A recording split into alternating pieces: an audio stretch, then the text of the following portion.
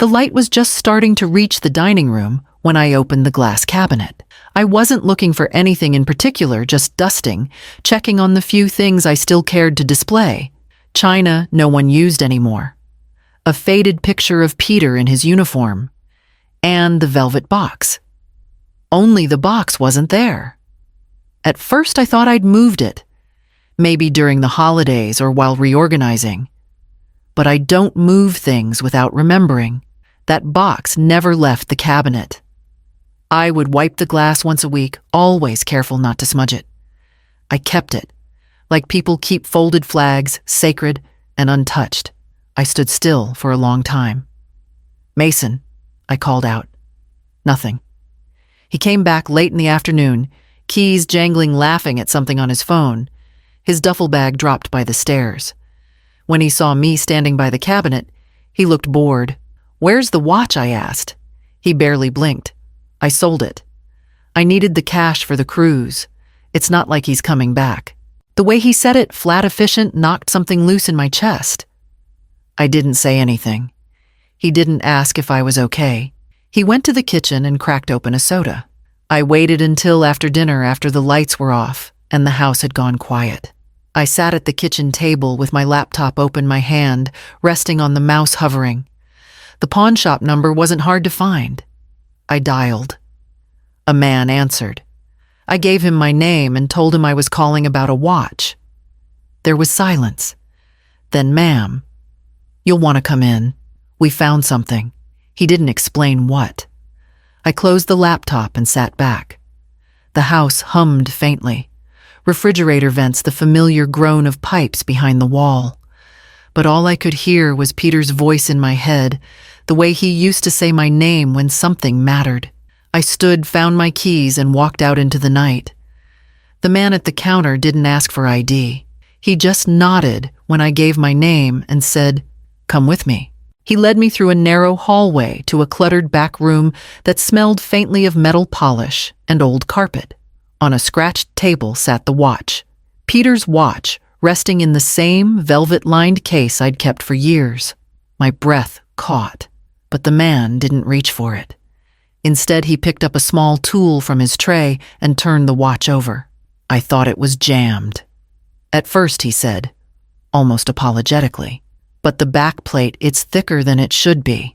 I nodded, though I didn't know what that meant. He pressed gently, then used the tool to unscrew the back. It came loose with a faint click. Inside, beneath the mechanics, was a hidden compartment, barely wider than a few paper bills. He set the contents down carefully.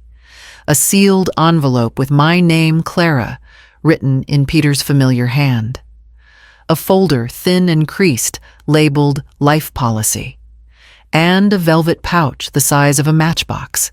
My fingers shook as I picked them up.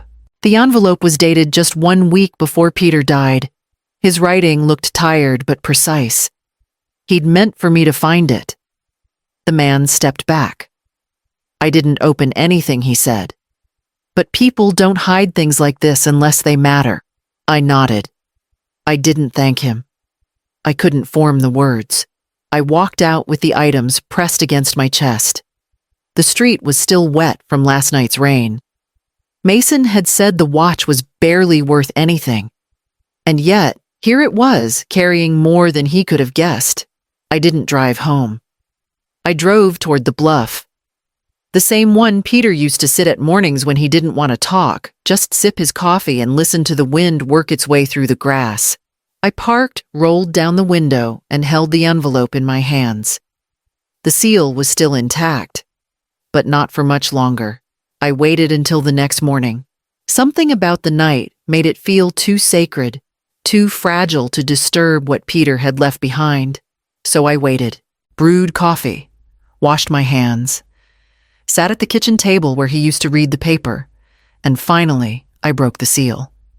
His handwriting was slower than I remembered, looser, almost hesitant, but it was still him. "Clara, if you're reading this, it means the watch is no longer in my hands. I always knew I'd pass it to you, but not like this." He wrote that the watch had a purpose, that it was never just a timepiece. It was a container for things he hadn't figured out how to say. He told me about a second life insurance policy, one he never filed publicly. It wasn't in our shared folder, wasn't logged in any system Mason could touch. "You've always had more patience than I did," he wrote.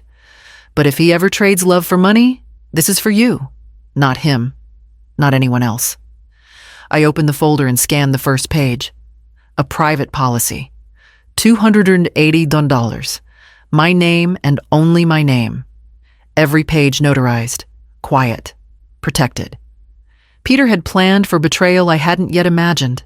I turned to the velvet pouch next. My fingers hesitated over the drawstring. Inside was a ring smaller than my wedding band lighter, but still gold. A faint glint caught in the morning light. On the inside of the band, 2 words had been etched. Still. Always. I pressed the ring into my palm and closed my hand around it. I didn't cry.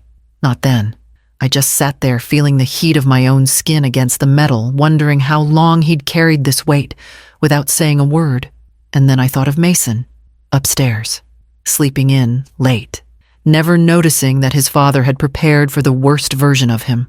I put the letter back into its envelope and the ring into my pocket.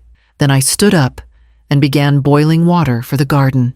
Mason came home 2 days later, peeling from sunburn, dragging sand into the hallway, and already talking about the next place they wanted to go. Mexico, maybe. Or somewhere with less humidity. He said it like money was air meant to be used up quickly, easily replaced. He didn't ask how I was.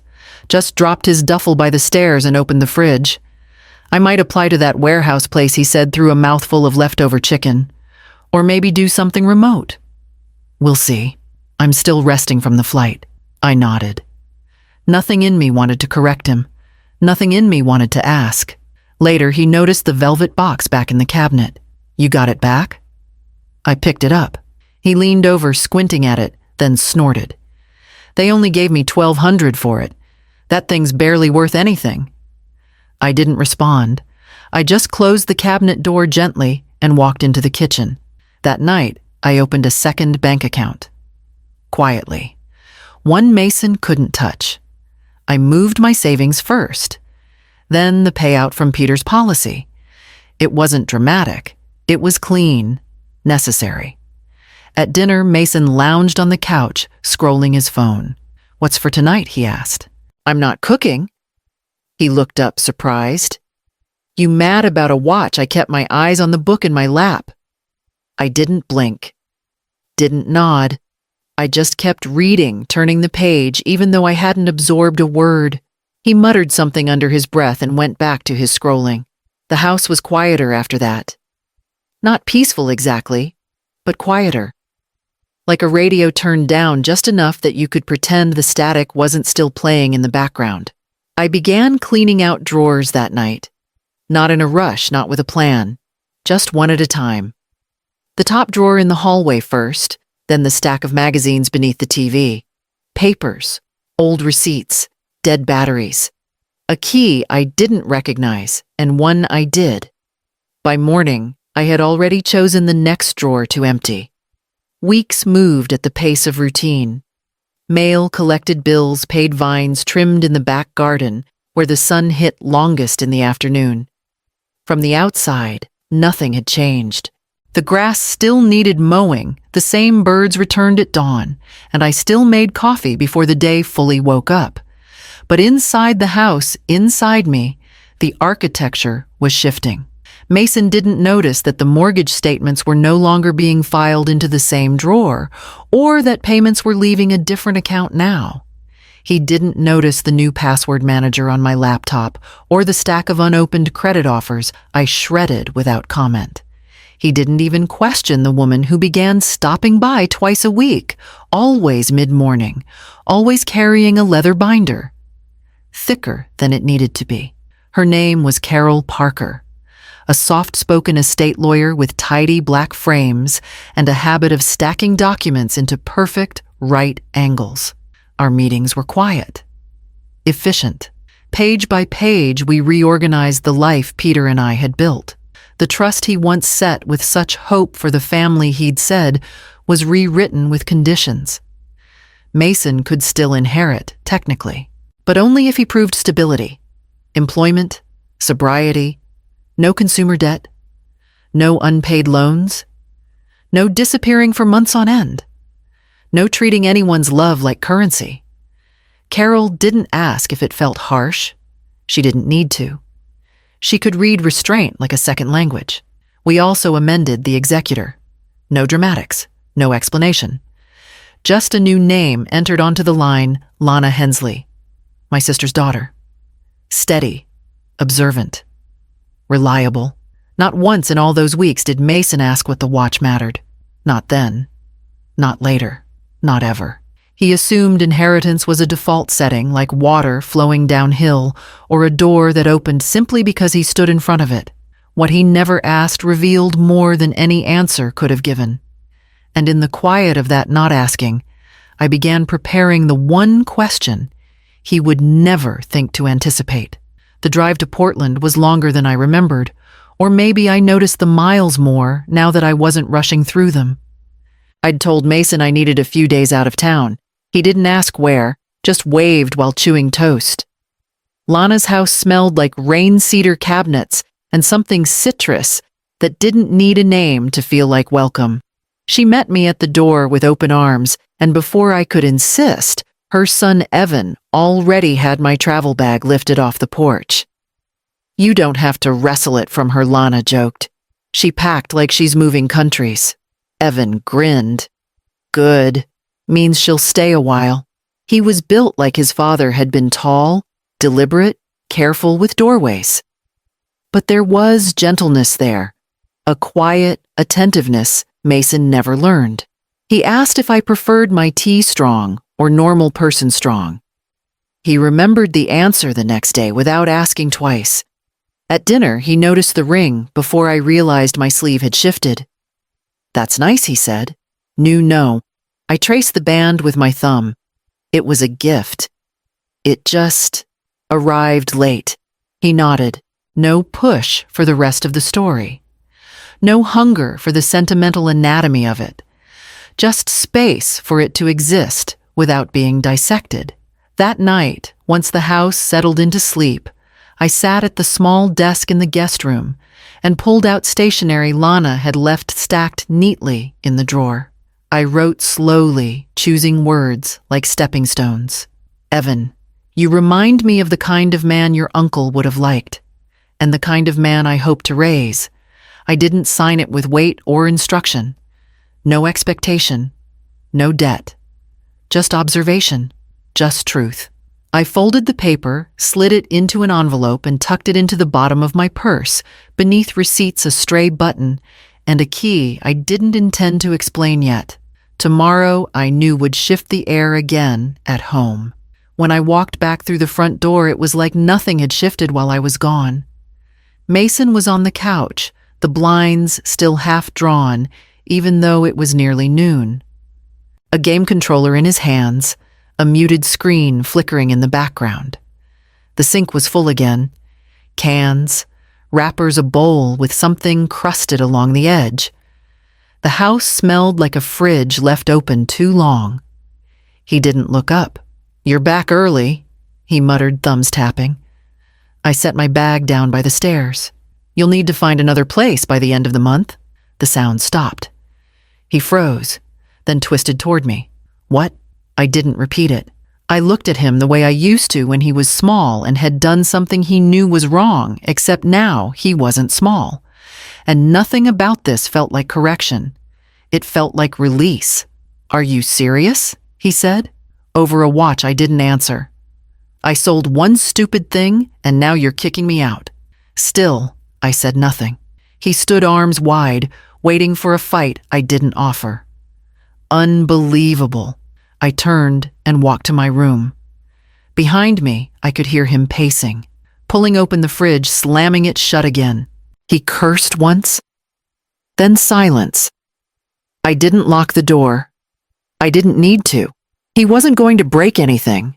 That would take effort. I sat on the edge of the bed and picked up a notebook from the nightstand. Nothing pressing inside. Just the beginnings of a grocery list I'd started the week Peter passed, never finished. I crossed it out and turned to a blank page. When I came back out, Mason was gone. The TV still glowed. The front door hung slightly open. I shut it gently, and for the first time in months, it didn't feel like I was closing something behind me. It felt like I was letting something out. Mason was gone 3 days before the month ended. No note, no knock on the door. Just silence where noise used to be. I only knew he'd left when I found the spare key on the counter beside an open box of cereal and an envelope of takeout ketchup packets. I moved slowly through the house that morning, not out of grief, but habit. I touched the light switches, flicked each one on and off. The hallway dimmer still buzzed slightly. The pantry door still creaked. I made mental notes without writing anything down. The living room was half empty, but not in a sad way. The couch he always lounged on gone. The corner speaker he insisted on blasting still here, but unplugged. I carried it to the garage without thinking. His room held more chaos than memory. I boxed up what was clean, tossed what was stained, and donated it all. Clothes I never saw him wear. A cracked tablet screen, a drawer full of unopened mail with his name in bold capital letters. I didn't cry. The next morning, I met Carol at the post office. Final papers. All notarized. The trust was now airtight. Lana executor. Conditions in place. Not even a court could unwind what I had sealed. When Carol asked if I wanted to be notified should Mason contest anything, I shook my head. Let it all stay quiet, I said.